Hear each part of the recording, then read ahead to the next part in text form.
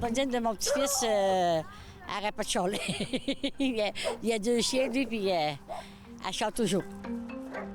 Là, des fois aussi, il y a des propriétaires de chiens irresponsables qui soit laissent leur chien tout seul à la maison, puis là, le chien est triste, puis il aboie, puis il s'ennuie. C'est ça aussi. Quel type de comportements au Québec sont moins tolérés par les autres? Bien, le jappement, ça reste un des comportements malheureusement le plus envahissant, j'aurais tendance à dire, parce qu'il implique l'environnement à large. Puis ensuite, il va y avoir tous des comportements irresponsables, on va dire, de l'humain, mais là, c'est plus du chien que ça appartient. Qu'est-ce qu'on peut faire justement pour...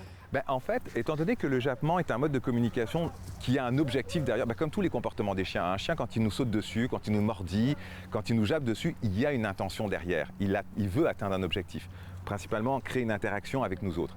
Si je lui fais un « Hey, ça suffit, tais-toi !» il a obtenu son interaction, veut pas. Fait Grandula, on vient de lui expliquer que quand il jappe, on est capable de lui parler. Donc il est capable d'attirer notre attention.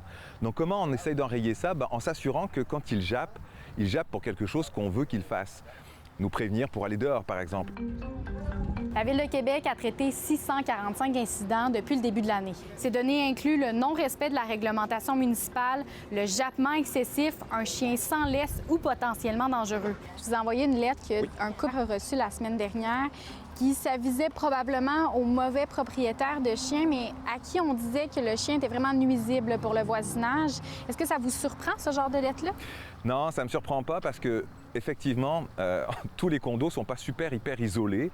Puis pendant cette période estivale où on se retrouve avec les chiens qui sont parfois sur les balcons, puis des gens qui sont sur leur balcon, puis qui dorment tranquillement, puis qui se font gêner par un chien qui jappe, je peux comprendre qu'il y ait des réactions en se disant moi je veux avoir un certain calme. Il faut obtenir effectivement une certaine collaboration de la part du monde, mais il faut que les gens qui ont la responsabilité d'avoir un chien travaillent sur ce comportement-là. C'est quoi la première chose que quelqu'un qui est dérangé par le chien d'un voisin justement devrait faire en premier? Est-ce que la première solution, c'est une plainte?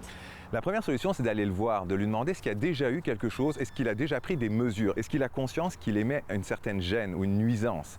Si à partir du moment où il en a conscience, puis qu'il exprime qu'il a mis des mesures en place, de lui laisser sa chance, parce qu'un chien ne va pas changer comme ça en un claquement de doigts.